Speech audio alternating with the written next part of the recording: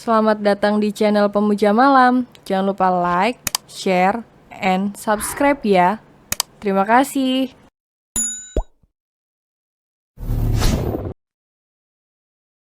Chapter 28. Nikmati rasa kecewamu. Mas, bangun. Bukan perpisahan seperti ini yang aku maksud. Tolong, bangun. Jangan buat aku takut, Hicks. Kiara, si kembar masih butuh kamu. Mereka butuh ayahnya. Apa kamu tega dengan mereka? Kamu tega tinggalin mereka saat mereka masih membutuhkan peranmu? Aku minta maaf, Hicks. Aku minta maaf, Hicks. Bangunlah, please. Bukankah ini yang kamu mau? Yara mengangkat pandangannya ke depan. Dia terkejut saat melihat Diana berdiri di sisi berangkar. Keduanya berhadapan, saling menatap dengan ekspresi yang berbeda. Sejenak, Yara menghentikan tangisnya. Dia syok dengan keberadaan Diana di hadapannya. Mas Alpha mencintaimu, tapi kamu tidak mempercayainya. Dia ingin menebus kesalahannya, tapi kamu terus mengusirnya dari kehidupanmu. Nikmati rasa kecewamu, biarkan aku membawa dia.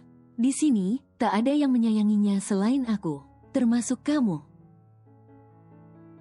Kamu hanya terus membuat luka untuknya, ujar Diana dengan tatapan tajam. Yara menggeleng histeris. Enggak. Yara, hei. Yara terbangun dengan nafas memburu, raut wajahnya terlihat sangat pucat. Keringat membasahi keningnya, matanya bersitatap dengan Fanny yang sedang menggendong bara. Wanita itu terlihat panik saat melihat Yara tidur dengan gelisah seraya berteriak memanggil Alpha. Dia yang merasa khawatir, langsung membangunkan Yara. Kak, Mas Alpha.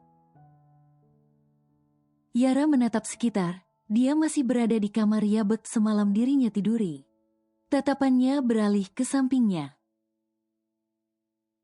di mana kedua anak kembarnya sudah tidak ada di sisinya. Aku hanya bermimpi. Gumam Yara dengan memegang dadanya. Hei, tenanglah, ini, minum dulu. Ujar Fanny seraya memberikan segelas air putih untuk wanita itu. Yara meraih gelas tersebut dan meminumnya dengan cepat. Jantungnya masih berdegup sangat kencang, rasanya tubuhnya sangat lemas. Tatapannya kembali menatap ke arah Fanny masih berada di sisinya.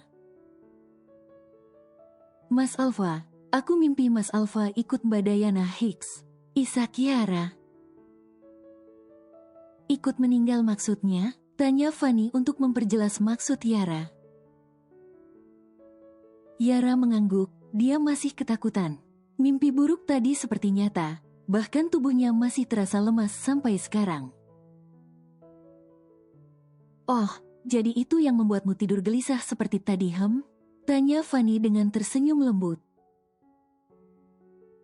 Yara beranjak berdiri, wanita itu berniat akan kembali melihat kondisi Alpha. Namun, sebelum pergi, Fanny justru menahannya. Dia berusaha menenangkan Yara yang memaksa ingin melihat keadaan Alpha. Tenanglah, Alpha sudah tidak berada di ruang ICU lagi. Jelas Fanny, terus di mana? Aku ingin melihatnya. Seru Yara dengan ekspresi yang panik. Ada apa ini? Mendengar ada suara ribut, Darren langsung menghampiri asal suara. Darren datang menemui istrinya, dia tak datang sendiri, melainkan bersama kedua anaknya yang juga sudah merindukan sang ibu. Melihat kedatangan suaminya, Fanny langsung menyerahkan bara yang sedari tadi ada di gendongannya. Titip bara sebentar mas, aku antar Yara ke ruangan Alpha. Pinta Fanny. Darren mengangguk, dia meraih putranya dalam gendongan Mia. Sementara Fanny, dia menarik lembut tangan Yara dan mengajaknya untuk pergi ke ruangan yang ia maksud. Sepanjang perjalanan, Yara menatap takut ke arah pintu setiap ruangan yang ia lewati. Dia khawatir keduanya justru menghentikan langkahnya pada pintu yang sangat menakutkan untuknya. "Kenapa tegang sekali?" tanya Fanny saat merasa Yara yang mencengkeram tangannya dengan kuat.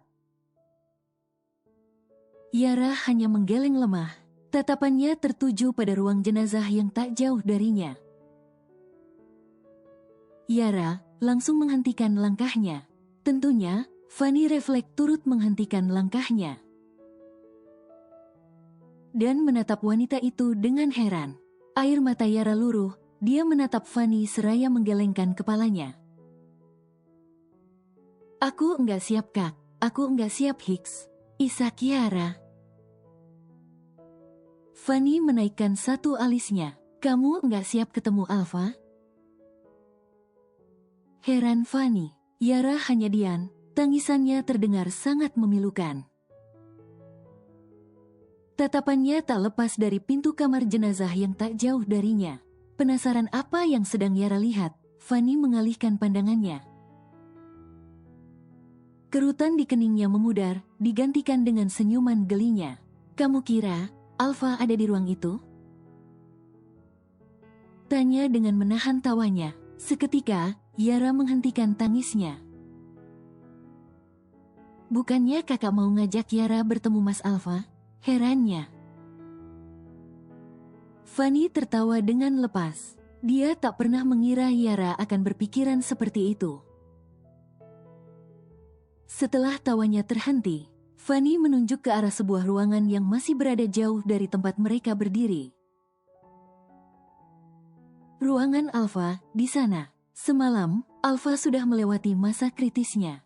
Dia sudah dipindahkan ke ruang rawatnya, hanya tinggal nunggu dia sadar aja." Terang Fanny. Yara jatuh terduduk, membuat Fanny kaget. "Kak, aku lemas sekali." Cicit Yara seraya memegangi dadanya.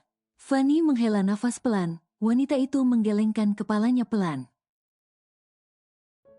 Terpaksa, Fanny harus menuntun Yara hingga ke ruang rawat Alpha, karena kondisi wanita itu yang masih lemas. Sesampainya di ruangan Alpha, keduanya langsung disambut oleh seruan ceria si gadis kecil. "Bunda," seru Farah yang tengah duduk di pangkuan Malvern. Yara tersenyum singkat, tatapannya beralih menatap Alpha, yang masih terbaring di brangkar dalam keadaan belum sadar. Fanny membawa Yara mendekat. Dia ingin agar wanita di sebelahnya itu tahu. Jika Alpha tidak seperti apa yang wanita itu impikan. "Lihat, Alpha masih di sini," bisik Fanny. Tangan Yara terangkat, dia menyentuh pipi Alpha dan mengelusnya dengan lembut. Bayangan akan kematian pria itu membuat dada Yara terasa sesak. Melihat Alpha yang kondisinya membaik membuat Yara merasa sedikit tenang. "Bunda nangis?" tanya Jovan yang datang menghampiri bundanya itu. Yara berlutut, dia langsung meraih putranya dalam pelukannya. Jovan tersenyum, dia mengelus rambut sang bunda dengan kelembutan.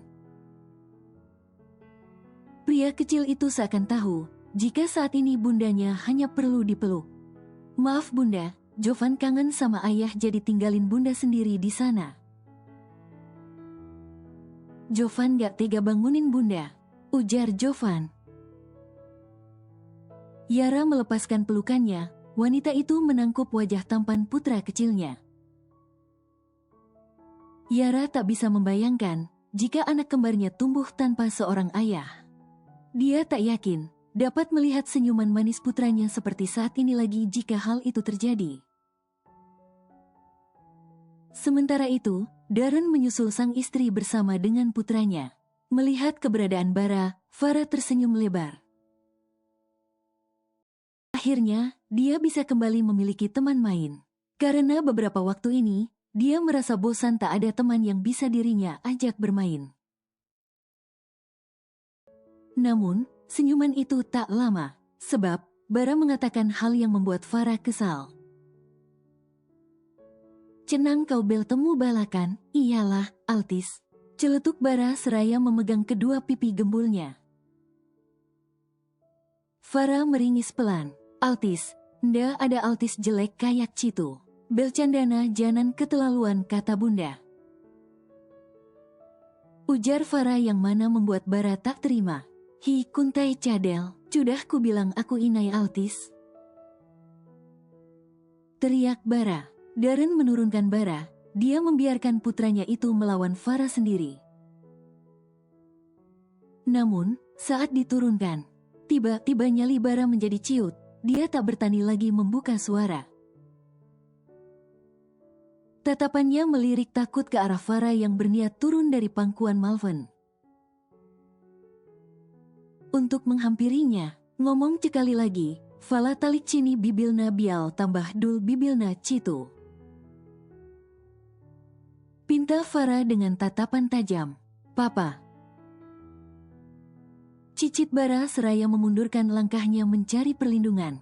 Logan menggelengkan kepalanya, cucu laki-lakinya itu memang penakut jika dilepas. Entahlah, berbeda dengan Farah yang justru berani. Padahal, dia cucu perempuan satu-satunya. Apakah jiwa keduanya tertukar? Sama cadel gak boleh iri dengki.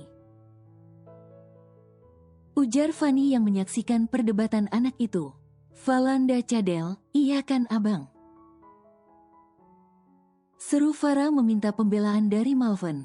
Itu abang bala, Vala minta cendili cana cama mamanya. Seru Bara dengan emosi yang menggebu. Bara melirik sinis. Memang lada anak ini, abang.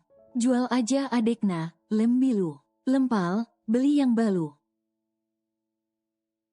Balas Farah yang mana membuat Bara menidurkan tubuhnya di lantai. Dan berputar layaknya gangsing. Ya, anak itu menjadi tantrum akibat ledekan Farah. Ehi, hua. Aska baru saja kembali dari mengantar Zo. Pria itu sempat bermalam di kediaman Elgard, sebelum akhirnya memutuskan kembali ke Bandung karena besok ia akan bekerja. Tadinya, Aska ingin seharian di rumah. Hanya saja, tiba-tiba sang ibu memintanya untuk mengantar masakan untuk Yara dan si kembar. Terpaksa, Aska kembali ke rumah sakit dengan membawa rantang yang berisikan makanan. Namanya seorang ibu, walaupun sudah memiliki cucu, dia pasti akan khawatir dengan kondisi anaknya. Aska memahami, pasti kakaknya juga tidak makan dengan baik. Berharap, setelah dibawakan makanan ini Yara makan dengan baik. Ayo masuk, ajak Yara ketika membukakan pintu untuk sang adik. Aska mengangguk, dia melangkahkan kakinya masuk. Dia pikir, ruang rawat Alfa akan sangat ramai. Namun, di ruangan ini hanya ada Yara saja yang berjaga. Sedangkan yang lainnya, Aska tidak tahu mereka semua di mana. Kakak sendiri, si kembar mana? Tanya Aska seraya memberikan rantang yang ia bawa. Sama oma opanya, mereka istirahat di hotel belakang rumah sakit sama yang lain. Mungkin, sebentar lagi kembali, jawab Yara dengan santai. Yara mendudukkan dirinya di sofa. Wanita itu antusias membuka rantang masakan sang ibu. Sementara Aska, dia memilih duduk di kursi sebelah berangkar. Matanya tertuju pada Alfa yang masih terbaring lemah. Belum ada tanda-tanda pria itu akan terbangun, membuat Aska santai berada di dekat pria itu. Kak, kamu tahu tetangga kita? Tanya Aska tanpa menatap ke arah Yara. Yang duda itu? Sahut Yara, dia masih sibuk dengan makanan miliknya. Tadi pagi dia tanya tentang kakak. Katanya, kalau janda mau dilamar. Celetuk Aska seraya melipat tangannya di atas berangkar. Pria itu sepertinya tengah jahil pada Alfa yang saat ini belum sadarkan diri. Entah, Alfa mendengarnya atau tidak. Terus aku jawab aja, "Oh tuh janda gitu." Sahut Aska yang mana membuat Yara tersedak. Uhuk, sembarangan. Pekik Yara yang ribut mencari air untuk melegakan tenggorokannya. Yara menghela nafas kesal, air di dalam kamar ternyata habis. Terpaksa, wanita itu pamit pada Aska untuk keluar membeli air. Kesempatan, Aska menjahili Alfa. Mumpung, pria yang sedang terbaring lemah itu tak bisa menjawabnya. "Cepatlah bangun, keburu statusmu berubah jadi duda." Katanya mau berjuang, kok berjuang sama monitor begini. Hati-hati loh, kakakku janda kembang. Si kembar pasti senang punya ayah baru. Bisa Aska seraya menyenggol lengan pria itu. Aska menyandarkan tubuhnya, pria itu lelah berbicara sendiri. Karena merasa bosan, Aska membuka aplikasi pesan di ponselnya. Dia membalas chat rekan kerjanya yang kebetulan sedang menanyakan keberadaannya. Lalu, dia mengirim sebuah pesan suara pada temannya itu. "Kakak gue cantik, banyak yang incar. Siapin mahar 1 M kalau mau sama kakak gue." Ujar Aska sebagai candaan. Namun, tawa Aska terhenti saat melihat jari Alfa yang bergerak. Matanya membulat sempurna. Mendadak pria itu menjadi syok hingga membuatnya bingung harus apa. Kebetulan, Yara telah kembali dengan sebotol air di tangannya. Wanita itu terheran-heran mendapati adiknya yang memasang ekspresi wajah seperti itu. "Aska, kenapa kamu?" tanya Yara seraya menghampiri sang adik. "Tangan Bang Alfa gerak, Kak." "Tangannya bergerak," seru Aska seraya menunjuk ke arah Alfa yang sepertinya kembali tenang. Yara mengerjapkan matanya, dia mengecek kondisi tubuh Alfa. Tak ada tanda-tanda pria itu bergerak. Tentunya Yara tak percaya dengan ucapan adiknya karena dirinya yang tak melihat langsung. "Enggak gerak kok, kamu halu kali. Atau, capek istirahat aja di sofa," ujar Yara. "Kak, tadi beneran gerak kok," kekeh Aska. Yara menggelengkan kepalanya, dia lebih memilih melanjutkan makannya. Menurutnya, Aska hanyalah berbicara omong kosong. Sedari tadi dia menunggu Alfa, pria itu belum terbangun juga. Tak menyerah, Aska mencoba menggerakkan jari jemari Alfa yang tadi bergerak. Dia sangat yakin, dirinya tak mungkin salah lihat. Mungkin ia salah lihat. Gumam Aska. Setelah acara makannya selesai, Grace dan Logan kembali dengan si kembar. Ruangan kembali ramai karena celotehan Farah. Sedangkan Logan, dia memilih menghampiri Aska yang masih duduk di kursi sebelah berangkar tanpa berniat untuk pindah. Karena sudah ada yang menemani kakaknya, tadinya Aska berniat untuk pulang. Namun, Logan malah menghalanginya dan mengajaknya mengobrol. "Kamu bekerja di perusahaan apa?" tanya Logan basa-basi. "Perusahaan Hari Group," jawab Aska dengan singkat. Logan terdiam. Pria itu menatap ke arah Alfa dan kemudian kembali menatap ke arah Aska. Pria itu seakan tak asing dengan nama perusahaan tersebut. "Berapa gaji yang kamu dapat?" tanya Logan kembali. Aska menatap Logan dengan tatapan datar. Menurutnya menanyakan gaji pada orang yang belum akrab dengan kita, itu suatu hal yang tidak sopan. Namun, mengingat Logan adalah mertua kakaknya, pria itu pun akhirnya menjawab dengan singkat padat dan jelas. 20, jawabnya. Logan tersenyum. Sebagai karyawan biasa, gaji hanya kisaran 8-10. Apa kamu sudah tanyakan berapa gaji teman kantormu? Ujar Logan yang mana membuat Aska terdiam. Ya, Aska akui, gajinya terbilang besar hanya sebagai karyawan biasa. Dirinya pikir, karena masuk perusahaan besar jadi gajinya juga ikut besar.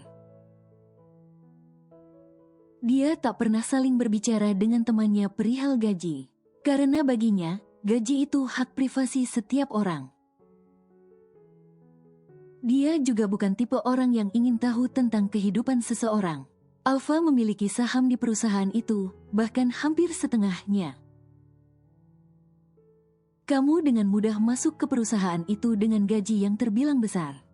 Atas campur tangan putraku. Kamu dan keluargamu menolak kiriman uang darinya. Tapi dengan gajimu, Alfa dapat memastikan jika kamu dan ibumu hidup tanpa kekurangan. Tentunya, Aska sangat syok mendengarnya. Melihat raut wajah syok pira itu, Logan tersenyum tipis. Sulit mendapatkan pekerjaan jika tak menggunakan orang dalam. Memangnya, kamu pikir mengapa kamu mudah diterima kerja dengan gaji yang besar? Kalau bukan karena putraku, dia begitu memperhatikan keluarga kakakmu, termasuk kamu dan ibumu. Lanjut kembali Logan. Tatapan Aska beralih menatap Alfa.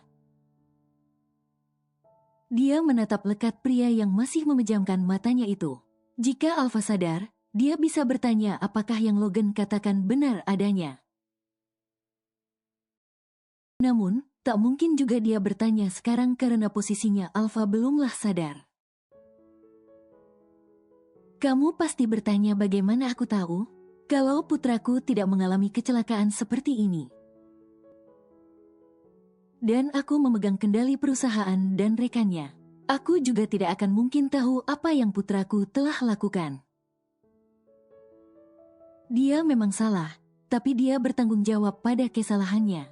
Putraku, sangat tulus, jika kamu memaksa kakakmu untuk bercerai dari putraku. Banyak korban yang akan tersakiti. Ujar Logan dengan menatap Aska dengan tatapan lekat. Aska berbalik menatap Logan, dia memandangnya dengan tatapan dingin. Apa Anda bisa menjamin, jika putra Anda bisa membuat kakakku bahagia? Tanya Aska. Logan mengangguk yakin. Keluarga Elgard akan menjamin jika Alfa tak akan pernah menyakiti kakakmu lagi. Balas Logan. Aska mengangguk pelan.